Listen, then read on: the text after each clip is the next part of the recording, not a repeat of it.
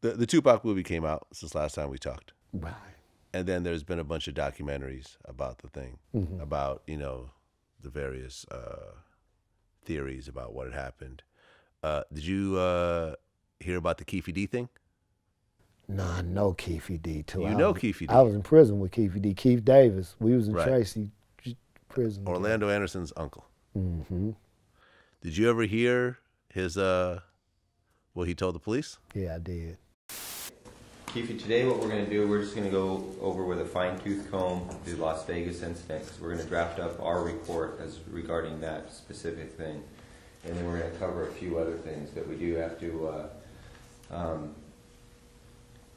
emphasize to you that everything in this report has to be right on, because if down the road it's determined that some of these details are incorrect, then everything's off the table. So everything in this report cannot be like that report. Hey, I want to say this though too. I feel like I said that day, don't bullshit me, and I won't bullshit y'all. You know what I'm saying? Okay, Lane starts blasting. You say Suge looks over, he sees you. He looks right at you. Yeah, he look at me. Okay. Why are you looking right at me? Fucking known each other since we were 7, 8 years old. When he looks over at you, and then, you know, Tupac's busy getting shot. Evidently, the story is Tupac's trying to either get out In of the line. back seat or something. Yeah, what do you see happening inside of their Jumping car? in. I seen a bullet going Suge head. I thought he was dead. So Orlando shot across Dre? He leaned over on the window. We rolled down the window, popped. Who was it? They would drove on my side. I would have popped them. You know what I'm saying? But they was on the other side. Right. What'd you think? It was everything I could do just to like sit there and not have my mouth hanging open while I was listening to it. You know what I mean? I walked the prison yard with this guy. He was a real factor from over there. You know, he was getting bread over there. You know, I remember the lowriders shops and stuff. He had a root beer 64 in one of them. And I went to him, I was like, man, that's banging. I was like, who's this? I mean, it's Keefe D. Keefe D. Where Keefe D at? So, you know, and then I was like, I wound up a couple years later, like, yeah, I was over there with Keefe D. And then people looking at me like this, and I'm like, what's happening? What's up with Keefe? Like, man. And then I finally got to see it. Yeah, I mean, I know, you know, a number of people from that neighborhood and people I've interviewed and so forth. They all tell me that's Keefe D on that tape. Yeah. That's not a fake tape. That is Keefe D's voice.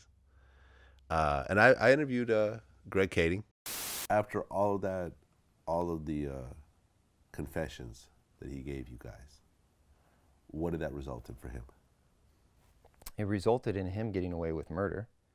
It resulted in him getting away with a very serious federal drug offense. So, you know, he walked away from this thing basically unscathed. So you guys actually dropped your charges against him? We had never actually charged him. We just informed him of the potential charges that we had built, but we never charged him. Okay, so based on what he came in and said, the U.S. District Attorney agreed not to go forward with the charges against Keefe D. That's correct. Right. Sad. Sad. So you don't respect that? At all. At all? Not one bit. And why is that? That's against the code. It's against the code, man. Take it like a man. Ride it out. Deal with it like it come. You know what I'm saying? You signed up for this shit. Nobody signed nobody up for this gangbanging shit. Well, you could say that who he was telling on was already dead and didn't have any effect, right? Because Orlando had already passed by that time. Byproduct, like you said, though, the blowback, because you telling about what somebody else did and who else was involved, and you know what I'm saying? So now you got a spotlight on them as well, and ain't just about the person. Everyone in that car except for Keefe's dead. Yeah. You know what I'm saying? Like all the people he named, you know, Orlando got killed afterwards. Other people died from various reasons. He's the only living person in that car. So everyone who he's naming is not around anymore. Well, he was on the hot sheet before then. You know what I mean? As far as his name and reputation. So, you know, it is what it is, man. You know, that's a Compton situation. I'm from Long Beach. You feel me? But it's a Crip situation, so I just, you know, I offer my little 3 cents on it. You know what I'm saying? I don't respect that. Yeah. Well, I think in the very least, it kind of got rid of the whole Suge theory that Suge had Tupac assassinated while he was sitting in the car and the whole car shot up all to hell, and people still think that Suge has something to do with it. Like, well, you know, I actually went out there that night that it happened with Snoop after we was in the studio making some music, and Dad came back from New York, and Suge asked Snoop was he gonna go out there and watch the fight with him, and Pac was mad at Snoop, you know, about the radio situation. Right. I didn't actually know about that. Yeah. So Snoop went on the radio and said he had no problems with Bad Boy. When they asked him, you know, they asked Pac, and Pac was like, you know, Pac, you know what I mean? Yeah. And when they asked Dog, you know, Dog was Dog. You know, hey, man, you know, I don't know about all that. Whatever he got with him, that's, you know, this my label mate and all that. But my experience with him is, you know, they embrace me. You know what I'm saying? When I come out here, they look out. You know what I'm saying? Whatever, they pay homage and records and all that. So I don't got that same, you know, energy toward them. Right. And that, you know, that kind of like, rub Pac very wrong. Yeah, because I guess Pac felt that Snoop should have been riding with him because they all death row. Right. But come on, man, you grown man. A man gonna be a man. Right. I'm not gonna act like another man want me to act just because that's gonna appease him if I don't really feel that way. If I don't feel that way, I don't give a damn how you feel about something. You know what I'm saying? If the question is asking me about how I feel, I'm not gonna say, well, you know, the deepest I would have got with that is I would have said, you know, hey, you know, however the homie doing it, man, you know what I'm saying? That's what we on. You know what I'm saying? But, you know, you asking me a personal question, I'm going to respond in truth. You know what I mean? So, I mean, it caused some friction, so that's why Dog didn't want to go out there. So when they went out there, we went to the studio and made some music, and he got a call from Suge, like, about the situation, and me, Snoop, the driver, Bobby Earl, the security, Kenny, and his uncle Rio, we hopped in the Hummer. He had a blue Hummer then, and we shot out to Vegas, the Suge house. And I talked to the guy, Trey, who had his chain snatched in the mall that had ignited that whole situation. Okay. And that his name was Trey? Mm-hmm. Okay, and he was part of Death Row? Yeah. Okay. Was he an employee, or was he just kind of? No, he was a rapper. I believe he was a rapper or something. He was an aspiring rapper or something, or, you know, he was just part of the entourage, you know. Right. So he was walking around, was it Compton? No, it was in Lakewood Mall, actually. Well, where's Lakewood? Lakewood's like right outside of Long Beach, right? Okay. Oh, so next to Bellflower. Okay, you know. so this was something that you were kind of familiar with because it was close to where you were.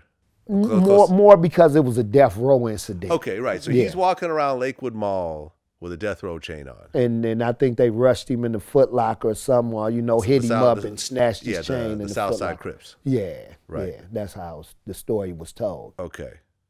So they ended up taking his chain.